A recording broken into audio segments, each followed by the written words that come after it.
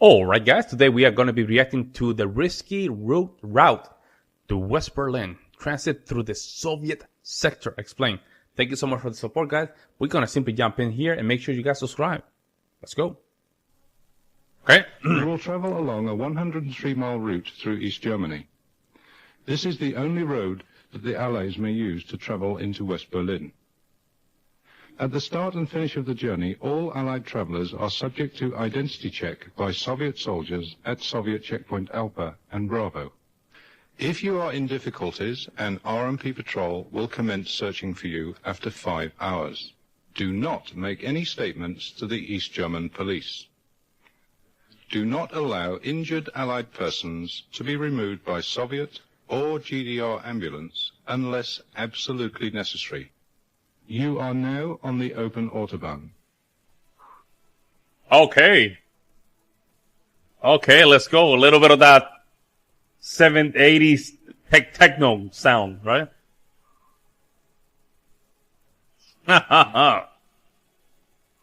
What you just saw is part of a British military video guide that shows rare real footage of transit through the GDR from Helmstedt in West Germany to West Berlin. Just months before the Berlin Wall fell, the Royal Military Police broke one of the main rules in the Soviet sector to produce it. Photography is forbidden between Allied checkpoints. Keep cameras, binoculars, etc. out of sight. The guide is meant for British military personnel traveling to West Berlin by car, where British forces kept a strong presence throughout the Cold War. In opposition to West German civilians who had to deal with GDR police and border guards when traveling to Berlin, Allied military personnel exclusively dealt with Soviet authorities. The following part of the guide highlights the single GDR regulation the British acknowledge. We acknowledge East German traffic regulations, although only accept Soviet authority. Transiting through the GDR with one basic rule. Don't leave the designated route under any circumstances. The Soviets and GDR authorities wanted to make sure no one could sneak into their country via the Autobahn. The Allies wanted to make sure no one got searched, interrogated or abducted en route to West Berlin. This is why both the Allies and Soviets had one checkpoint at each end of the transit route, where travelers had to show their documents. Wow. Before going to the Soviet checkpoint at one end and after leaving the Soviet checkpoint at the other end, you're required to stop at the appropriate Allied checkpoint, either Allied Alpha or Bravo. While you might not be familiar with checkpoints Alpha and Bravo, there is a good chance you've visited checkpoint Charlie if you've ever been to Berlin. The video guide we've seen it multiple times, yeah. It then makes sure to warn its viewers that German drivers might not always follow the rules of the road. Traffic from your right should give way, but take care as this does not always happen.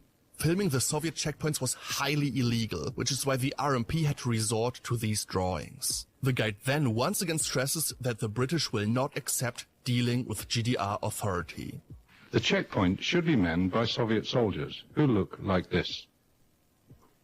If the checkpoint is manned by East German soldiers, who look like this, you should either return to the Allied checkpoint or demand to see a Soviet officer. Wow. What follows is quite Kafkaesque and reminds me a lot of the incredible video game Papers, Please. Also, make sure to take note of the importance of saluting Soviet officers.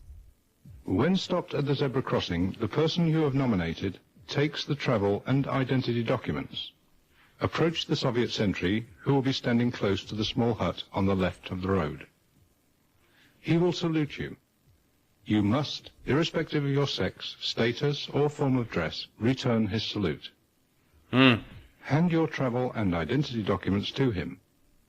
He will check your documents and, once satisfied as to their accuracy, will return them to you and indicate that you should take them to the checkpoint office. On entering the building, you will see on the right-hand side, about waist-high, a document tray similar to those in banks, only the glass has been painted over. Place your travel and identity documents in the tray. They will be taken by a Soviet officer or soldier for checking. When the Soviets have finished this check, the documents will be returned to the tray. Take them and check that all ID cards and passports have been returned and that passports have not been stamped. If they have, return to the Allied checkpoint. Also check that the travel document has been stamped by the Soviet official. Return to the Soviet sentry and hand the travel and identity documents to him. He will check the Soviet stamp and return all documents to you and indicate that you may continue your journey. He will again salute you. Return his salute and return to your car and proceed. As you move forward, the sentry will give his final salute, which must be returned. That is 3 mandatory salutes for those of you who are counting. If you're not doing those salutes, man, you're staying with us, basically. Or you have to return back. You have to, it has to be like this, right? Cannot be like this. It has to be like this.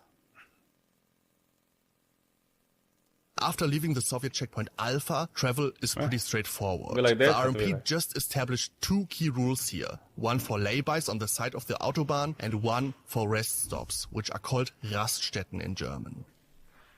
En route, you will pass numerous laybys, such as the one you can now see. You may stop at any of these to stretch your legs or rest. But if there are any East German police, or Soviet or East German soldiers in the lay-by, or any enter it whilst you're there, you must move out. Wow. You will pass 4 Raststätten during your journey, such as the one shown here. You must not stop at or use any of these Raststätten. Wow. The RMP guide then gives some helpful advice on focal points for navigating the transit route, mainly crossing the river Elbe and then the halfway point at Ziesau. Traveling on the transit route was usually peaceful, even for West German civilians, as GDR authorities waived their sovereign rights on the transit routes. Still, Stasi forces were patrolling the routes in unmarked, often West German vehicles, and many rest stop and gas station workers were also part of the Stasi surveillance operation. Meeting with or talking to GDR citizens was strictly forbidden for West Germans. Not only the Stasi were patrolling the transit route though, there were also regular RMP patrols traveling in between Helmstedt and Berlin. Their main task was to help people who had left one checkpoint but not reported to the other one within 5 hours. So they were already, these people, man, they already, man, that was so tight. Way too tight, guys. Man. If you are in difficulties, an RMP patrol will commence searching for you after 5 hours. Wow. Here's what the guide recommends military personnel to do in case of a minor or even major accident. If you are involved in a road traffic accident, do the following. Minor accidents. Exchange particulars, make a quick sketch plan, and proceed. Meaning what? What does that mean? For major accidents, carry out the breakdown procedure. Do not make any statements to the East German police. Do not allow injured Allied persons to be removed by Soviet or GDR ambulance unless absolutely necessary. Wow. If necessary, request the presence of a Soviet officer using the incident card. RMP NCOs will come to your assistance. Finally, this is what you should do if for some reason GDR police do dare to stop you. In cases of other incidents during your journey, and if you are stopped by GDR officials for any reason, do not pay fines or tolls. Do not allow them to search your vehicle or person. Wow. Why? Do not admit liability for any offense. But why is that? Why is that? Because corruption? What's going on here? Request the presence of a Soviet officer. If not allowed to proceed, stop an Allied traveler and send a message to the nearest checkpoint. Fines should, if at all, only be paid to Soviet officers. You may pay a fine, but have the receipt signed or countersigned by him. If in doubt, wait for the RMP patrol to find you. Then the guide explains how to navigate Soviet checkpoint Bravo, and there's even some footage of the approach to said checkpoint. You have now negotiated all 3 intersections. From here, it is a straight run to the checkpoint area. The approach is well signed. Move into the military lane as soon as possible. You will come to a short barrier. When this is fully raised, move forward to the Soviet checkpoint barrier. Stop and wait for it to be raised. Don't be alarmed if this takes several minutes. Once the barrier has been raised, move forward to the position indicated by the Soviet sentry before the zebra crossing.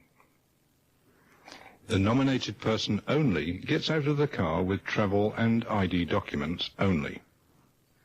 Carry out the same procedure as at the first Soviet checkpoint. There's even some advice on where to park at the Allied checkpoint Bravo. Park in the Allied car park, 30 meters short of the checkpoint. If this car park is full, you may park against the curb, but make sure you do not obstruct the Allied lane. Military personnel are duty-bound to report any unusual events to a supervisor. In this case, someone with the rank of non-commissioned officer, or NCO. After that, they can begin their mission in West Berlin. Report any occurrences or incidents to the RMP NCO. The final part of the RMP guide explains what to do in West Berlin when a GDR or Soviet officer tries to approach or even bribe you, and why you should never, under any circumstances, speak Russian. West Berlin is unique. It is the only location where servicemen and UK-based civilians travelling to and from the city by road have direct, face-to-face contact with the Soviet military personnel. It is therefore vital that any attempt to engage you in a conversation or trading for military items be reported to the checkpoint NCO. So that was the, let's see, this is where the Berlin Wall was installed, right? So if you cross in the middle of this area, you're probably going to get deleted. Am I correct here? Let me know in the comment section below. Trading for military items be reported to the checkpoint NCO at the end of your journey. Should you be spoken to by a Soviet or East German national in English, or in a language you both understand at any time during your journey through East Germany, you must do the following. Remember as much detail about the conversation as you can, as well as the physical description, dress, and rank of the individual. Remain non-committal throughout, and do not agree to anything. Do not become overly nervous or aggressive. Once it is realized that you are not responding, you'll be left alone.